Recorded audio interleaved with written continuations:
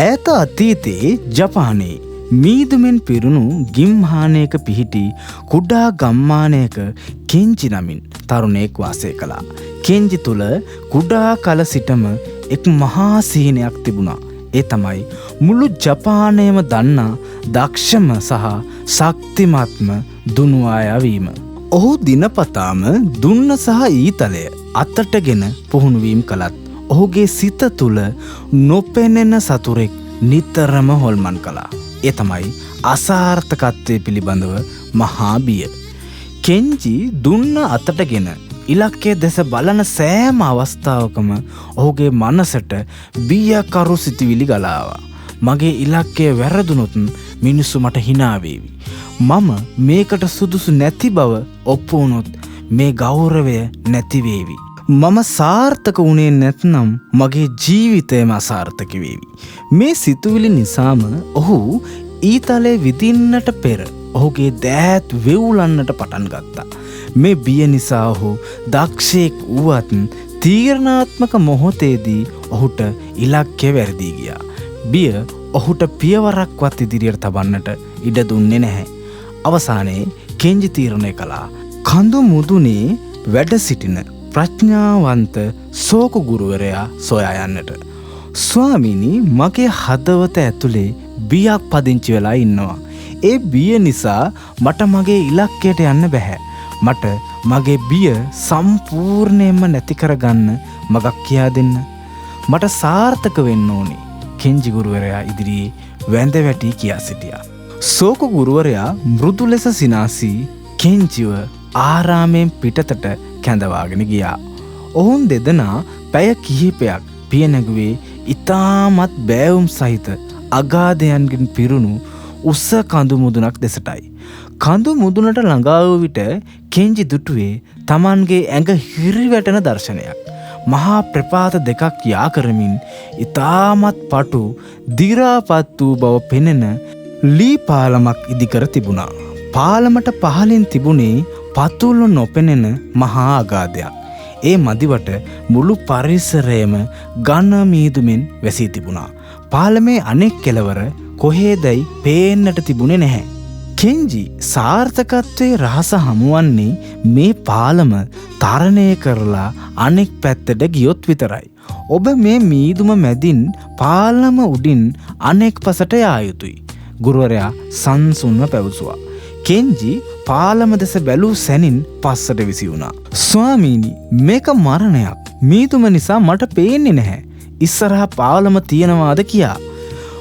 මම වැටුනොත් මගේ ජීවිතයම එතනම ඉවරයි. මට බයයි. මට මේක කරන්න බෑ. ඔහු මහා හඬින් වෙවුලමින් කෑගැසුවා. එවිට සෝකු ගුරුවරයා කෙන්ජි අස්සලට පැමිණ ඔහුගේ උරහිසට අත තබා මෙසේ පැවසුවා. කෙන්ජි, ඔබ බියවන්නේ ඇයිදැයි ඔබ දන්නවාද? ඔබ බලන්නේ පහළ තියෙන ප්‍රපාතය දෙසයි.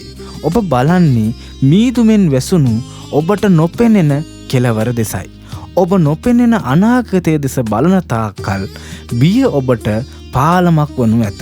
නමුත් ඔබ දැන් කළ යුත්තේ ප්‍රපාතය දෙස බැලීම නතර කිරීමයි. පාලමේ කෙළවර පේන්නේ නැති වුණාට කමක් නැහැ. ඔබේ පාදය තබන ඊළඟ පියවර දෙස පමණක් අවධානය යොමු කරන්න. මීදුම අයින් වෙනකම් ඉන්න එපා. ඔබ එක පියවරක් තබන විට මීදුම ඉබේම අඟලක් පසුපසට යනු ඇත. කෙන්ජි දෑස් පියාගෙන ගැඹුරු හුස්මක් ගත්තා. ඔහු Tamanගේ මනසට නියෝග කළා ප්‍රපාතය සහ අනාගතය අමතක කරන්නට කියා. ඔහු දෑස් හැර බැලුවේ පාලමේ කෙළවර දෙස නොව Tamanගේ පාදය තබන්නට ඇති ඊළඟ අඟල දෙස පමණයි. ඔහු ඉතාමත් බියෙන් වෙවුලමින් වුවත් එක පියවරක් ඉදිරියට තැබුවා. පුදුමයකි. ඔහු පියවරක් තැබූ විට ඔහුට ඉදිරියේ තිබූ මීදුම මදක් ඉවත් වී ඊළඟ පියවර තබන තැන පැහැදිලි වුණා. ඔහු නැවතත් ඊළඟ පියවර ගැන පමණක් සිතුවා. ඔහුට බිය දැනුණා. නමුත් ඔහු නැවතුනේ නැහැ. ඔහු බිය සමග එකින් එක පියවර ඉදිරියට තැබුවා. පැයකට පමණ පසු කෙන්ජි පාලමේ අනිත් කෙළවරට ළඟා වුණා. ඔහු ජයග්‍රාහී ලෙස හුස්මක් ගැන ආපසු හැරී බැලුවා. එවිට ඔහු දුටු දෙයින් මවිතයට පත් වුණා. මීදුම ඉවත් වූ පසු ඔහු දුටුවේ ඒ ප්‍රපාතය ඔහු සිතූ තරම් බියකරු නොවන බවත්. ඔහු මහා මරණයක් ලෙස මවාගෙන සිටිද්දී හුඳෙක් ඔහුගේ මනසේ නිර්මාණයක් බවත්ය. ගුරුවරයා සිනාසෙමින් ඔහු අසලට පැමිණ මෙසේ පැවසුවා. කෙන්ජි, සාර්ථකත්වය කියන්නේ බිය නැති කර ගැනීම නෙවෙයි. බිය තිබියදී මීදුම මැද වූවත් එක පියවරක් ඉදිරියට තැබීමයි. බිය කියන්නේ ඔබේ සතුරෙක් නෙවෙයි. එය ඔබේ අවධානය වැඩි කරන ගුරුවරයෙක්. ඔබ අවසානය ගැන සිතා බියවන විට ඔබ අඩපණ වෙනවා. නමුත් ඔබ ඊළඟ පියවර ගැන පමණක් අවධානය යොමු කරන විට ලෝකයේ කිසිම බියකට ඔබව නතර කරන්න බැහැ. දුන්න අතට ගත් විට ඉලක්කය වැරදෙයි කියා බිය වෙන්න එපා. ඊතලය මුදා හරින්න. ඒ මොහොත ගැන පමණක් අවධානය යොමු කරන්න. කෙන්ජි එදා පටන් බියෙන් පලා ගියේ නැහැ. ඔහු බිය වැළඳගෙන ඒ බිය මැදින් පියවරෙන් පියවර ඉදිරියට ගොස් අවසානයේ ජපානයේ දක්ෂතම දුන්වායා බවට පත් වුණා. මෙහි ගැඹුරු පාඩම නම් බිය ඔබේ ශක්තියක් කරගන්නේ කෙසේද? පළවෙනි එක තමයි බිය යනු මනසේ මායාවකි.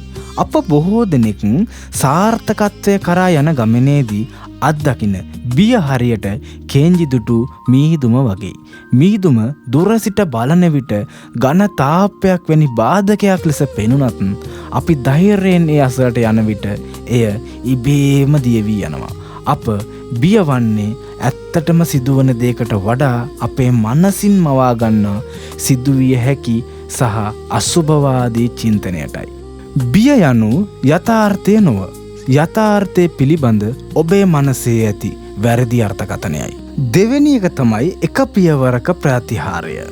සාර්ථකත්වය යනු එකවරම කඳු මුදුනට පැනීම නොවේ. එය දහස් ගණනක් වූ කුඩා පියවරවල් එකතුවකි. ඔබ ඔබේ මුළු ඉලක්කය දෙස බලා මට මේක කවදාවත් කරන්න බැහැ කියා බියවනවාට වඩා අද දවසේ ඔබ කළ යුතු කුඩාම පියවර දෙස පමණක් අවධානය යොමු කරන්න. ඔබ ඒ මොහොතේ තබන පියවර ගැන පමණක් සිතන විට ඔබට ඔබේ මනස තුල ඉඩක් ඉතිරිවන්නේ නැත. සාර්ථක මිනිස්සු යනු දහසක් බාධක දුටු අය නොවේ. දහසක් බාධක මැද ඊළඟ පියවර පමණක් දුටු අයයි. බිය සමග මිතුරු වීම. බොහෝ දෙනෙක් උත්සාහ කරන්නේ බිය සම්පූර්ණයෙන්ම නැති කරන්නටයි. නමුත් එය කළ නොහැකි දෙයක්. බිය යනු ආරක්ෂක යාන්ත්‍රණයකි. එය ඔබට පවසන්නේ ඔබ ඔබේ සුව පහසු කලාපයෙන් එළියට පැමිණ ඇති බවත්. ඔබ අලුත් දෙයක් අත්හදා බලන බවත්ය. සාර්ථකත්වය ලබන්නේ බියෙන් නැති අය නොව, බියෙන් සිරුර වෙවුලද්දී පවා ඉදිරියට යන මිනිස්සුන්ය. බිය ඔබේ ගමන නතර කරන තිරිංගයක් කරගන්නවා වෙනුවට එය ඔබේ අවධානයෙන් තබන ඉන්ධනයක් කරගන්න. මිතුරනි, අද ඔබ යම් දෙයකට බිය වෙලා ඔබේ හීන නතර කරගෙන ඉන්නවාද? පටන් ගන්න කලින්ම පෙරදෙයි කියලා බයද? එසේනම් මතක තබා ගන්න. ප්‍රපාතයේ දෙස බැලීම නතර කරන්න. මීදුම දෙස බලා බිය වෙන්න එපා. අද ඔබ තැබිය යුතු ඒ කුඩාම පියවර මොකක්ද කියලා හිතන්න. ඒ පියවර බය නැතිව තියන්න. මතක තබා ගන්න. සාර්ථකත්වය කියන්නේ පාලම කෙලවර නෙවෙයි. බිය මැද ඔබ තබන ඒ ඊළඟ පියවර තුලයි. ඔබ එක පියවරක් තැබූ සැනින් මුළු ලෝකයම ඔබට මඟ පෙන්වනු ඇත. මිතුරනි, අද ඔබ යම් දෙයකට බිය වෙලා ඔබේ හීන නතර කරගෙන ඉන්නවාද? එසේනම් ප්‍රපාතයේ දෙස බැලීම නතර කරන්න. මීදුම දෙස බලා බිය වෙන්න එපා. අද ඔබ තැබිය යුතු ඒ කුඩා පියවර මොකක්ද කියලා හිතන්න. ඒ පියවර බය නැතිව තියන්න. මතක තබා ගන්න. සාර්ථකත්වය කියන්නේ පාලම කෙලවර නෙවෙයි. බිය මැද ඔබ තබන ඊළඟ පියවර තුලයි.